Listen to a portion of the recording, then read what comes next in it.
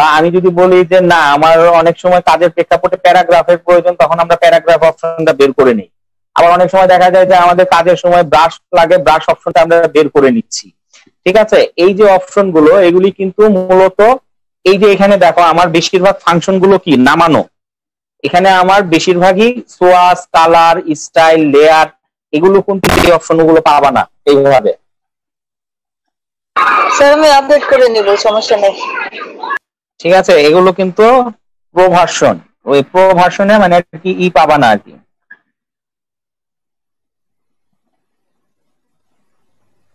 Sir আমার তো 6টা অন হয়েছে। হ্যালো স্যার আমার তো 6টা অন হয়েছে, 6টার মধ্যে সমস্যা না?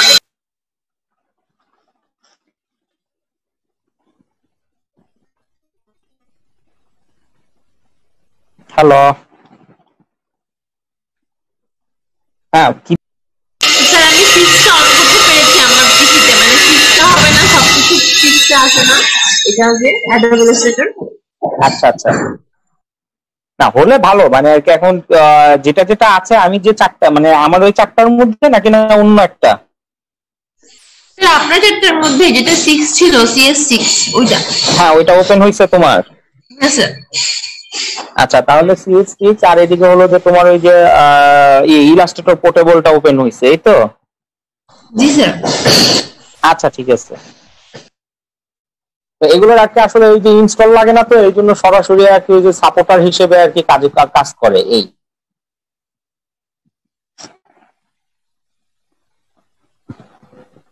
আচ্ছা, তো বেসিক্যালি যে বিষয়টা সেটা হলো যে উইন্ডো থেকে আমাদের যখন যেটা প্রয়োজন আমরা বের করে নিচ্ছি। আচ্ছা এখন আসলে হলো যে আমার হলো ফার্স্ট অফ টুল যেটা কিনা হলো যে রেক্টেঙ্গেল টুল, তার আগে আমরা আগে ফাইল থেকে ওপেনে নিউতে চলে আসি। আচ্ছা ফাইল থেকে নিউতে এসে আমরা মূলত এখন পেজ সেটআপটা যেভাবে দিয়ে থাকি সেটা আমি একটু ডিসকাস করতেছি।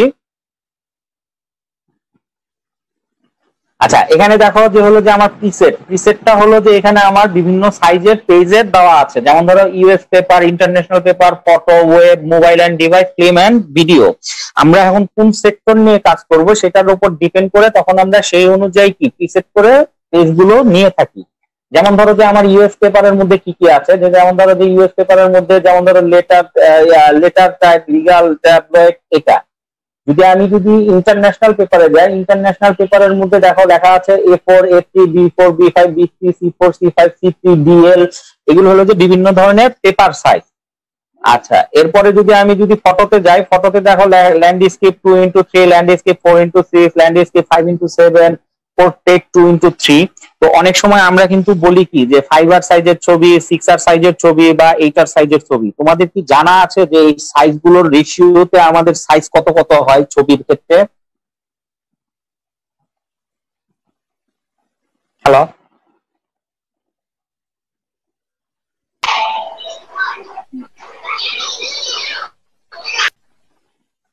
শারমিন? স্যার ওগুলো খেয়াল নাই ভালো মতো, প্র্যাকটিস নাই। হ্যাঁ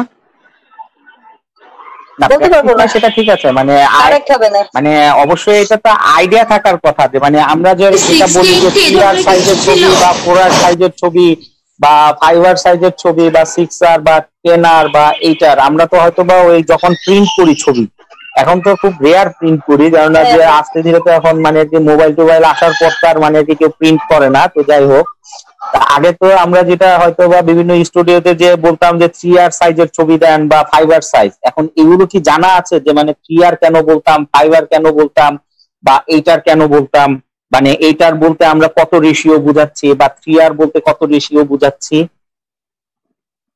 স্যার এগুলো তো জানি না, শুধু জানি যে ল্যান্ডস্কেপ থেকে পোর্ট্রেট যে জন্য ছিল ওটা একটু ভালো হয় এরকম, কিন্তু এগুলো জানি না রেশিও। আচ্ছা যাই হোক, তো যেমন ধরো যে আমরা ফটোর ক্ষেত্রে যেমন ধরো এই যে দেখো ল্যান্ডস্কেপ আমি যখন 4x6 ধরতেছি, তার মানে এখানে দেখো কি লেখা আসতেছে, ল্যান্ডস্কেপে উইথ আসতেছে 6 এবং হাইটে আসতেছে 4, তার মানে কি সাথে আসছে কি আমার ইঞ্চি। তার মানে আমরা যখন 3R বলতেছি তখন 3 ইন্টু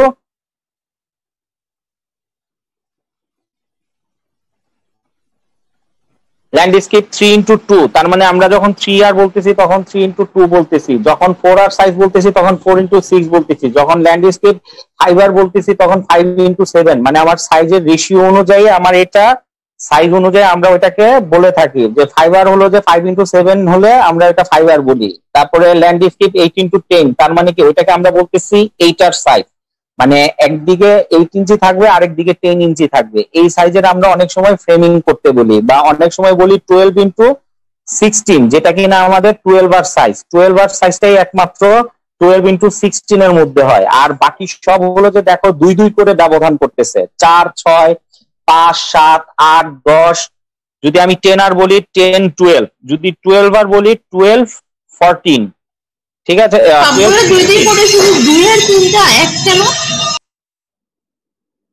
বুঝতে পারিনি সবগুলো 2 2 করে, শুধু 2 আর 3টা এরকম কেন? হ্যাঁ, মানে আর কি 3R আর 12R এর সাইজটা আমাদের এই রেশিওতে আসতেছে।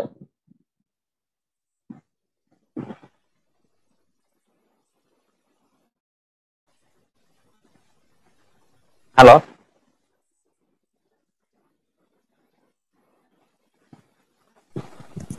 শোনা যাচ্ছে স্যার।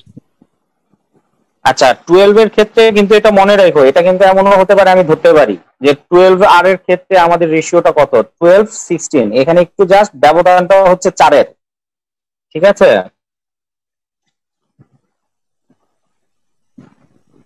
আচ্ছা তো এখানে দেখো যে যখন আমাদের যে ধরনের মানে ইসের প্রয়োজন তখন আমরা সেটার জন্য করে নিচ্ছি। আমরা যদি ওয়েব টেমপ্লেটে চলে যাই, অনেক সময় আমরা কি ওয়েব ডিজাইনিং বা ওয়েব প্রোগ্রামিং এর ক্ষেত্রে কি ওয়েব টেমপ্লেটিং করি। ঠিক আছে, ওয়েব টেমপ্লেট ডিজাইন গুলো যখন ওয়েব টেমপ্লেটে চলে যায়, দেখো ওয়েব টেমপ্লেটে এখানে সাইজ তখন দেখা যাচ্ছে 800x600, তার মানে কি 1000x1024x768 বা 1152x864। এগুলো হলো যে আমরা ওয়েবসাইট যখন কাজ করে থাকি তখন আমরা এটা কি আমরা রেশিও অনুযায়ী এটা পিক্সেলে কাজ করে থাকি।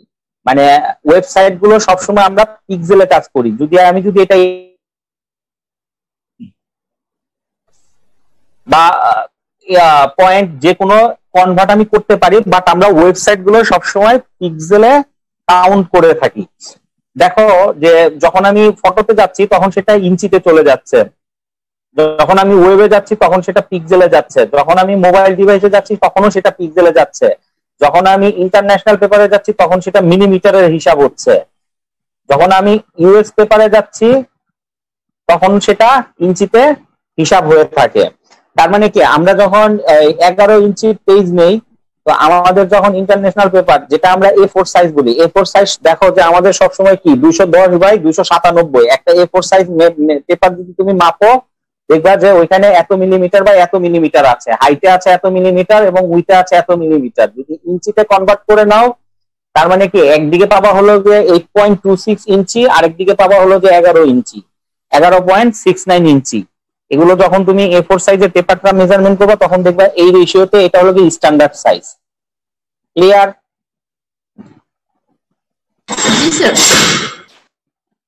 আচ্ছা, এরপরে দেখো এখানে একটা অপশন আছে রেজুলেশন। রেজুলেশনটা কি, যে মানে আমরা যখন ছবির ক্ষেত্রে রেজুলেশনের এটা যেটা বুঝি সেটা হলো যে মানে হাই রেজুলেশনের হওয়ার কারণে কি আমাদের দেখা যাচ্ছে যে ওই অনেক সময় যে ছবি আমরা ছোট বড় করি, ঠিক আছে, যখন আমরা ছবি ছোট বড় করি অনেক সময় দেখা যায় রেজুলেশন কি ফেটে যায়, তাই না?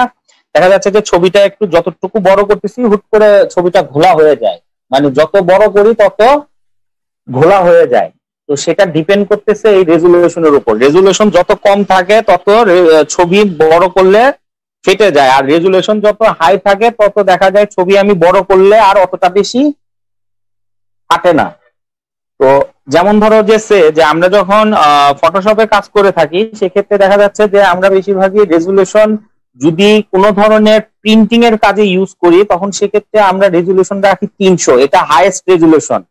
আর যদি মানে ভিউ দেখার জন্য কাজ করি বা ওয়েবসাইটের জন্য মানে অনলাইনের জন্য কাজ করি তখন সেটা আমরা 72 থেকে 96 পর্যন্ত এভারেজ রাখি। ক্লিয়ার? হ্যালো,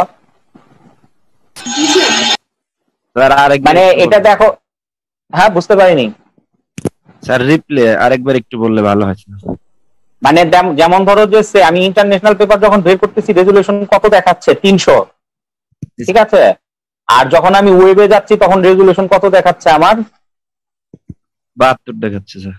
আচ্ছা, এটাই আর কি বললাম যে যখন আমরা প্রিন্টিং সাইডে কাজ করি, মানে আমি যখন একটা জিনিস হয়তোবা কাজ করে সেটাকে প্রিন্ট করে বের করব, মানে ধরো যে আমি ওটা পিসি থেকে বের করব, যে একটা ছবি আমি কাজ করলাম, ওই ছবিটা আমি কাজ করে প্রিন্ট করে বের করব, সেই ক্ষেত্রে আমাদের রেজুলেশন রাখতে হয় 300 হাই, ঠিক আছে। তাহলে সেই ক্ষেত্রে প্রিন্ট গুলো মানে আর কি যখন আমরা প্রিন্ট করি তখন একটু ক্লিয়ার প্রিন্ট আসে। আর যখন আমরা মানে আর কি ওয়েবসাইটের কাজে ইউজ করি, যেমন ধরো যে বিভিন্ন সময় আমরা অনেক ছবি আছে যে ওয়েবসাইটে আপলোড করতেছি, বা বিভিন্ন ধরনের ওয়েব টেমপ্লেট গুলো বা ওয়েব টেমপ্লেট ডিজাইন গুলো আমাদের সবসময় কি মানে আর কি ওয়েবসাইটেই কিন্তু মানে অনলাইনেই কিন্তু কি আপলোড হয়, ঠিক আছে। যখন আমরা ওইটা ভিউ দেখার জন্য ইউজ করি তখন 72 থেকে 96 পর্যন্ত আমরা রেজুলেশন দিয়ে থাকি। এখানে 72-এর জায়গায় আমি তখন আর কি ধরো যে 92 দিতে পারি, 96 দিতে পারি, ধরো 92 হোক বা 96 হোক, মানে নিজের মতন করে রেজুলেশনটা আমরা দিয়ে থাকি। বাট এটা কিন্তু কি ভিউ দেখার ক্ষেত্রে, আর প্রিন্টের ক্ষেত্রে রেজুলেশন মাস্ট বি 300 দিতে হবে। ক্লিয়ার? জি স্যার। আচ্ছা, এরপরে আসে কালার মোড। কালার মোড এখানে আছে টোটাল হলো 5টা কালার মোড। তার মধ্যে যেটা ইউজ হয় সেটা হলো যে আমাদের গ্রে স্কেল, আরজিবি আর সিএমওয়াই কে। আচ্ছা, আরজিবি আর সিএমওয়াই কে বলতে কি বোঝায়? স্যার আমি তো অনেক বছর আগে এক করছি, কিছু মনে নাই ভালো করে। স্যার আরজিবি তে গ্রিন আর ব্লু বোঝায় না?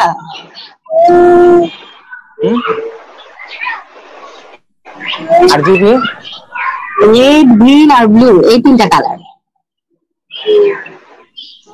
আচ্ছা, আর সিএমওয়াই কে? স্যার সায়ান আর ম্যাজেন্টা না মনে হয়, ওয়াইতে ইয়েলো আর কেতে ব্ল্যাক। বুঝতে পারিনি sir cyan, magenta, yellow, black. আচ্ছা, তো সেটাই আর কি যে আমাদের যখন আরজিবি আমরা যখন প্রিন্টেড ক্ষেত্রে কাজ করি, মানে আর কি আমাদের যখন ফটোশপে কাজ হয় তখন সেটা কাজ হয় কি আরজিবি তে, মানে আমার আরজিবি কালারটাতে বেশি কাজ হয়, যে আমার রেড গ্রিন ব্লুর কম্বিনেশনে যত ধরনের কালার কম্বিনেশন গুলো হয় সেটা হলো যে আমার আরজিবি কালার।